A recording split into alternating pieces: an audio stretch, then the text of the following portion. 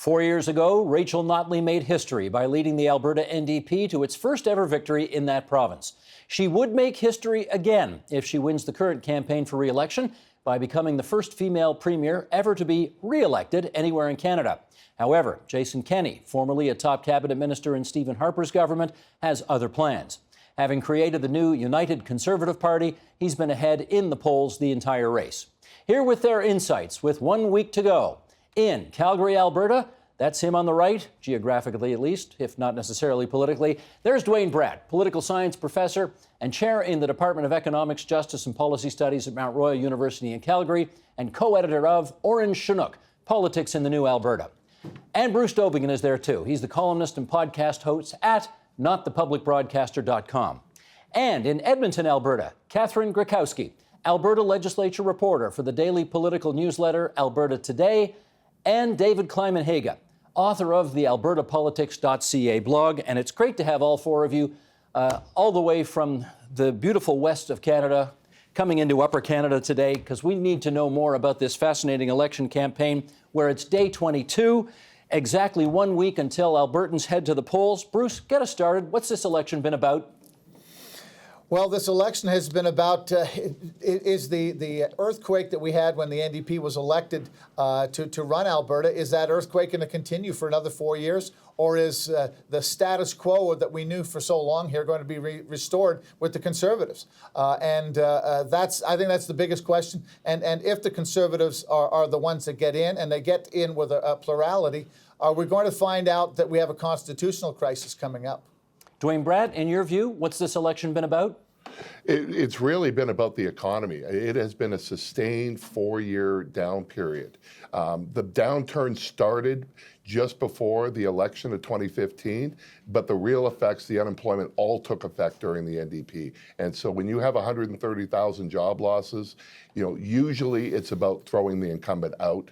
There have been some problems with the UCP campaign, which we'll discuss, but it's really about the economy. Catherine, you've been out there on the hustings the past few weeks. What do the people tell you this election's about? Yeah, you ask the UCP supporters, it's jobs, economy, pipelines. You ask the NDP, it's about who do you trust. It's about, it is about jobs, but it's also about social values and human rights. And David, how would you answer that? Well, I would agree with basically what Catherine said. I did want to respond to something that Bruce said. I don't believe that, in a sense, the election was an earthquake and that the result was unexpected. But my view is that the NDP has governed very much like a competent progressive conservative government, and that Ms. Notley's approach to government has been very cautious and very conservative, too conservative from my perspective. So I don't know. I think the earthquake that we're in for is if we elect Mr. Kenney, because this is not a progressive conservative government. This is a government significantly to the right of anything that we've had in Alberta for a long time, and perhaps ever. Certainly in the progressive conservative era. So I think we'll see big changes that people don't like. A colleague of mine says that if Mr. Kenney is elected, he'll become the most unpopular premier in Alberta history, but not immediately. Bruce, you want to come back on that? Well, I don't disagree with him in the sense I wasn't making a comment on how the NDP had governed. I was going to leave that for a little later in the show.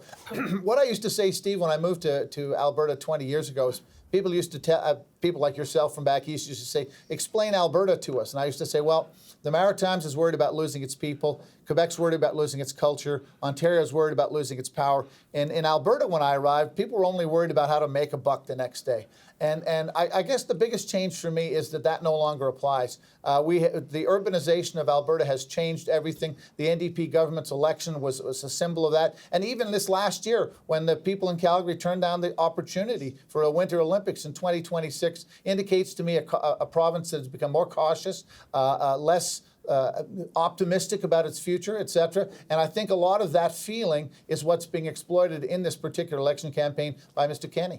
Let's dive deep into some of the numbers here, and then we'll get you folks to comment on that. The Leger organization has been doing some polling, and this is what the latest numbers suggest. In the provincial capital, that's Edmonton, it's 48% for the NDP compared to 38% for the UCP, United Conservative Party. In Calgary, those numbers are pretty much flipped. It's 48% for Kenney's party, 37% for Notley's party. But when you get outside those two metropolitan areas, it's very conservative. 54% for the UCP and only 29% for the NDP. Alberta politics, as we all know, is very dynastic. If you go back a century, we had 16 years of Liberals, then 14 years of United Farmers, then 36 years of So-Creds, then 44 years of Progressive Conservatives. If, Dwayne, you pick up on this, if you would, and let's get started here. Yeah. If Premier Notley doesn't get a second term, in other words, if she's just a one-off, which is so unlike the rest of Alberta history, what would explain that? Oh, I think it's because Alberta has, dare I say, what the Globe and Mail said, moved into the present. We now have a true two-party system that exists in many other parts of the country where we didn't for 110 years. No matter who wins the election in 2019, they're not going to govern for 30 or 40 years.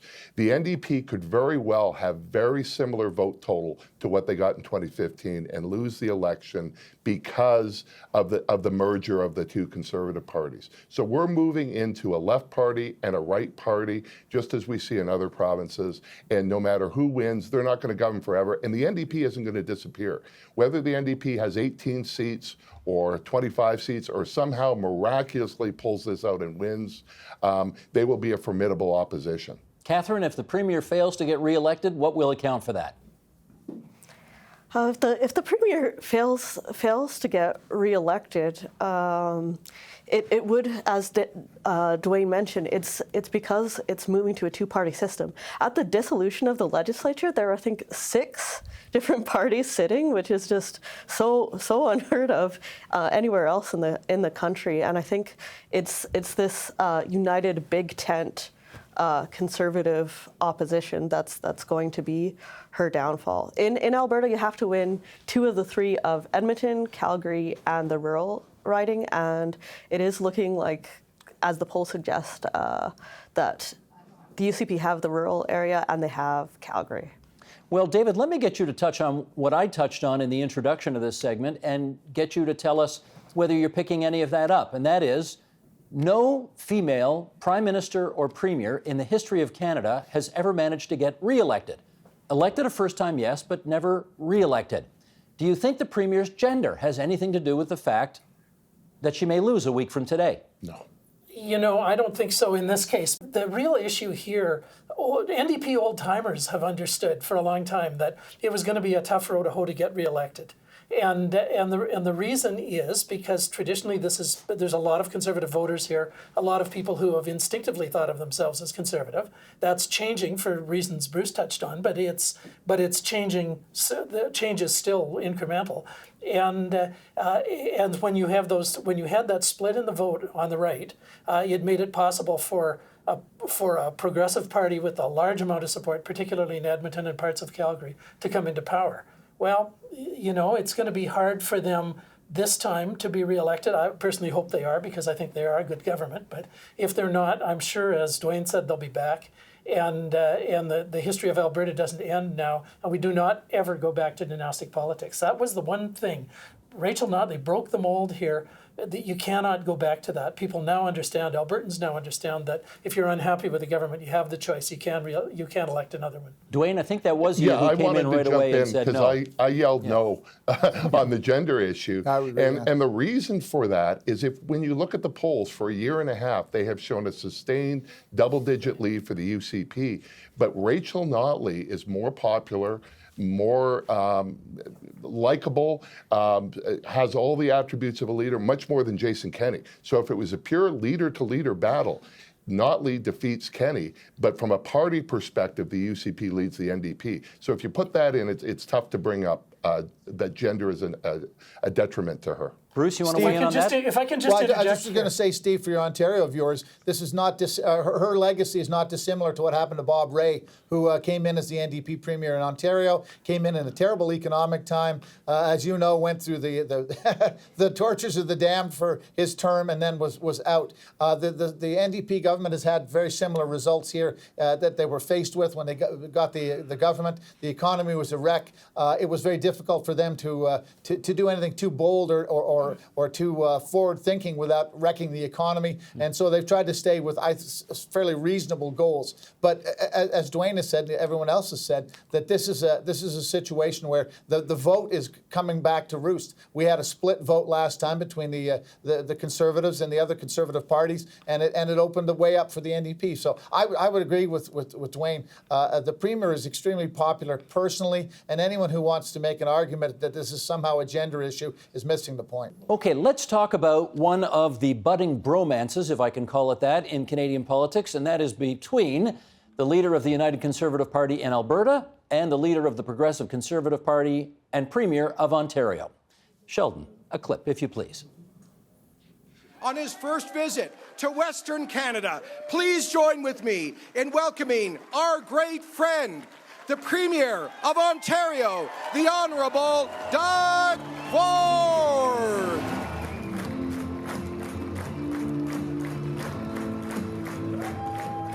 My friends, everywhere I went in Ontario after the election, I said a new day is dawned in Ontario, and a new day will dawn in Alberta.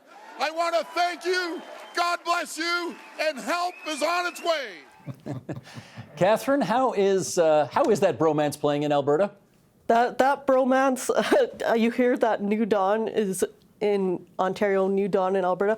Jason Kenney has definitely been taking some pages out of the Rob Ford populist playbook. Ford had buck a beer.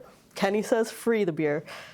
They're both joining in the court battle to scrap the carbon tax and challenge the constitutionality.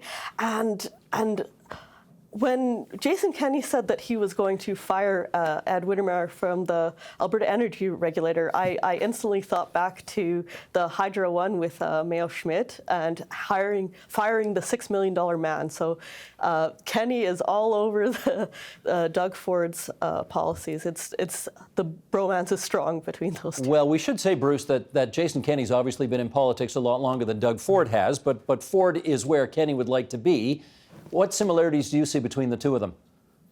Well, as was just said, that they're operating off of each other's copybook. It's a recipe, and listen, the Donald Trump effect as well is also something that we're seeing in Alberta. But don't underestimate the fact that it's not just Mr. Ford that's involved here. It's also the other premiers in Saskatchewan and Manitoba, possibly. And if there's a bromance with Mr. Ford, there's going to be something other than that for Andrew Scheer if he becomes the Prime Minister in the fall, because they have some big fish to fry. Well, let's pick up on that. That's a good point. Dwayne, do you see the Alberta election as somehow being a test run for the federal election to come later this year?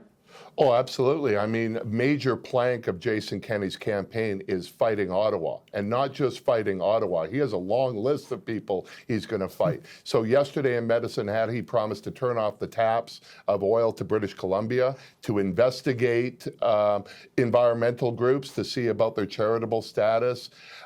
He's going to hold a referendum on equalization to get pipelines through. He will join the Ford lawsuit against the federal carbon tax.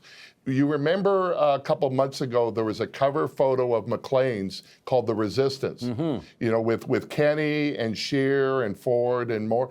Kenney's the leader of that group. Even before he becomes Premier of Alberta, he is more significant as a Conservative leader than Scheer is, or even Doug Ford right now. David, I wonder if I could get you to speak, because I know you're a supporter of the Premier's and you hope that she gets reelected. She had the bad timing to come into power, as Bob Rae did back in 1990, just as your province was going through quite some disastrous economic times. The unemployment rate peaked at 9.1% in November of 2016. The latest numbers put it considerably lower, but still, in some respects, the die was cast. She was unable to get pipelines built, which was a big part of her unique selling proposition, if you like. What would you say to people who are saying, why should we re-elect the Premier? She wasn't able to get done a lot of the stuff that she said she'd get done. Well, I guess I'm a realist about this. I've always argued that if you're elected in a time when the economy's down, you own the economy, whether or not that's your fault or not. I mean, I think the reality is, for anyone who really looks at this fairly, the reality is that Rachel Notley's got farther with that pipeline than the Conservatives ever did. But you're right. I mean, there are no shovels in the ground as of this moment. So Mr. Kenney can say nothing's happened. Your approach didn't work. Well, in fact, the only approach that has worked, and I believe the evidence is pretty strong for this, is the approach that Rachel Notley took. So it may have been someone else here, but someone else said the other day that what they thought would happen was that we would see the pipeline completed, and neither Rachel Notley nor Justin Trudeau being in a position where they could take credit for it. Catherine, when you that hear, will happen. Sorry, Catherine, when you hear, for example, at the last leaders' debate that just took place, what was it, last week that the leaders' debate took place? Yeah, Thursday. Yeah. When you hear the Premier say things like, I think if all goes according to the way I hope it will go, we can get some shovels in the ground this fall, how does that resonate with Albertans? That it very well may be that the pipeline does get built because of Rachel Notley's advocacy, but that's not necessarily what is resonating with Albertans. They're saying, "What about right now? What about me? I don't have a job right now. Price of oil's low." And I don't know that all the advocacy that she has done is necessarily connecting with voters. I don't think, until there actually is a pipeline built, I don't think people are fully believing it. Okay. Let's assume though that the Liberals get reelected. That's a good point, Steve. Sorry, Bruce, go ahead. Yeah, that's an interesting point, because the underlying thing in Alberta, the resentment in Alberta, isn't just, well, the pipelines didn't get built. It's the notion that in times when the rest of the country was basically shutting down, Alberta was stroking checks that kept everything going. And with Alberta needing a hand since the collapse of the oil industry, of course, we saw all of the things that happened in Quebec, other provinces, basically where we weren't allowed to have our products shipped to other markets. And people in Alberta feel like that there has been a lack of faith, that has been a breaking of the faith with Alberta by the other provinces. And if anyone thinks that there isn't going to be a constitutional issue about this, Mr. Kenney's made it quite clear he wants to have a referendum on the equalization issue. He wants to talk about bringing other powers to Alberta that maybe Quebec has, etc. This is a huge can of worms that goes well beyond whether they just got one pipeline built. Bruce, I have to tell you, that's playing somewhat differently in central Canada, where, for example, we hear things like, well, Alberta was in trouble, and so the federal government stepped in, spent more than $4 billion to buy the pipeline. The central Canadian view would be the federal government did good by Alberta. How does it look out there? The view is that the federal government has botched this from going back, not just the Liberal government, going back into the Conservative government as well, Mr. Harper's government, that this has been botched. And so concentrating on what's happened in the last year with Mr. Trudeau doing this sort of last-minute rescue of the pipeline thing is not what's gotten to people. It's about the foundation of the country. It's about the idea of sharing. It's about the idea of the equalization payments that go to Quebec and the unfairness of some of the things there. And so just talking about one pipeline or one project or even two or three of them misses the point that Albertans are fundamentally looking at their place in the Confederation and what we need to do to get what we want out of Confederation. Because we found out that when we extended goodwill to the rest of the country, it wasn't reciprocated. Okay. I'm sorry, this is just nonsense. We've had people. We have the biggest whiners in Canada in Alberta, but that doesn't mean everybody in Alberta is a big whiner.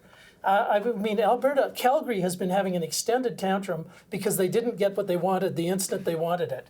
Mr. Kenney's playing this fairly cynically. He knows there will be no constitutional change. He has his eye on another job anyway, I believe. And he's going to win the election campaigning on that anger. Well, I mean, the Bill C-69 hearings are in Calgary today, all right, and there will be large demonstrations outside, and I would expect some UCP candidates to be there saying, it's not just about a pipeline, it's about Bill C-69, Bill C-48, and the equalization. It could very well be cynical, but it is also a real anger. Dwayne, you talked about UCP candidates. And real anger has been stirred up. I agree. Friends, I'm going to press on here because we've still got a few things to cover in our time left. Dwayne, let me start with you because you did mention UCP, United Conservative Party candidates there. And, okay, there's only one way to describe this, and this is the way I've heard it described. Bozo eruptions. Yep. We have heard problems associated with various outrageous things said by Conservative Party candidates. We have heard allegations against Jason Kenney that he ran a so-called kamikaze campaign for the leadership of the new United Conservative Party by putting a sort of a third stalking horse candidate, if you like, in the race, whose job was simply to tear down Brian Jean, the Wild Rose leader, as opposed to actually running to win the darn thing. Can you tell us, let's start with you, Dwayne, what impact you think all of these problems surrounding the Conservative campaign have had on Kenney's election chances? I think you need to split it. I think it's clearly had an impact on Kenney personally, on his likability, his ratings around honesty and trust, but I don't think it's going to switch that many votes. I think it's baked in and has been for a year and a half. When you look at the top 10 issues, the first 3 are all economic that play into the UCP. And we're hearing in Calgary, or I'm hearing in Calgary from people going, we have to vote in Kenney. We don't like him. We'd rather have Notley, but we can't have the NDP in power. And so I think it's had a personal damage. That interview he gave with Charles Adler last week about Mark Smith, who is a UCP candidate who compared homosexuals to pedophiles, I think was an incredibly damaging interview for Kenney, but I don't think it's going to damage them in the polls like it did in 2012 because of the economy. Okay, you know, we actually have a snippet of Jason Kenney's interview with Charles Adler related to that incident that you just talked about. Mark Smith was the UCP candidate in question there. Let's play some of that from the Charles Adler show. Sheldon, if you please. While I condemn, without equivocation, the comments he made in his church 6 years ago, for which he has unequivocally apologized, I also acknowledge in his 4 years in elected office, he has conducted himself with respect for others, voting for the recognition of transgender rights, of guidelines for positive guidelines for gay-straight alliances. And I believe this is somebody who's also grown in his time in public life and public service. Catherine, did that interview help? That interview with Charles Adler as a Conservative commentator resonated in a way that the NDP's 10-minute documentary on Kenney's time in San Francisco did not. I think it did send waves because Charles gave Jason Kenney multiple chances to apologize, and he did not apologize. I think it was really started to shift. Whether it's going to be a big enough shift, that's the question. The polls are tightening up. The NDP have gained some points in the polls, but again, I think people care more about their jobs, frankly, than minority rights, whether it be the bozo eruptions of white supremacist rhetoric from candidates or Islamophobic rhetoric, or from homophobic preachers who were like Mark Smith, who was the education critic. So, Let me ask David to weigh in on this as well. How impactful do you think all of this has been on the race? Well, I wrote a piece last night and published it on my blog this morning that I think Albertans are suffering from bozo fatigue. And we've had so many bozo eruptions in the past year in particular that this just doesn't have the impact that it did in 2012, the original Lake of Fire, as it was called, which was really actually a more, not as negative a statement in my view, if you think about it, what was actually said. The other thing I would say, I was just listening to that clip and it struck me that what Mr. Kenney's saying about Mr. Smith is exactly what he said about his own views on reproductive rights, and it doesn't ring true in either case. Bruce? Steve, if I could just add one thing here. Please. Yeah, what we're seeing from Mr. Kenney is a take from the Donald Trump book, which is never back up. The idea is we never back up. We don't apologize on these social justice issues because what we're trying to do in the end is we're trying to discredit the media, and we're trying to show that the media is antagonistic towards us. And so I think, I'm not saying I agree with this, but I think that what you're seeing from Mr. Kenney in this case is an attempt to move on off of the issue and to try to throw the blame back on a media that's only interested in social justice issues and not the economy. That's a good point. That's a strategy that goes back to Karl Rove. So we've seen that work a lot in the States. Rachel Notley did address this herself on Charles Adler's show last week, and we'll play a little clip from that interview and then come back and chat. Sheldon, please. And I want to say to all your listeners, not just in Alberta, but whoever else is listening, I know that this doesn't reflect Albertans' values. We are a province that has moved beyond this kind of bigotry. And I think Mr. Kenney has made a profound miscalculation in terms of the values of people in this province. And let me follow this up by saying a little excerpt here from Jen Gerson, who is, of course, Alberta-based, center-right journalist. I think she self-identifies that way.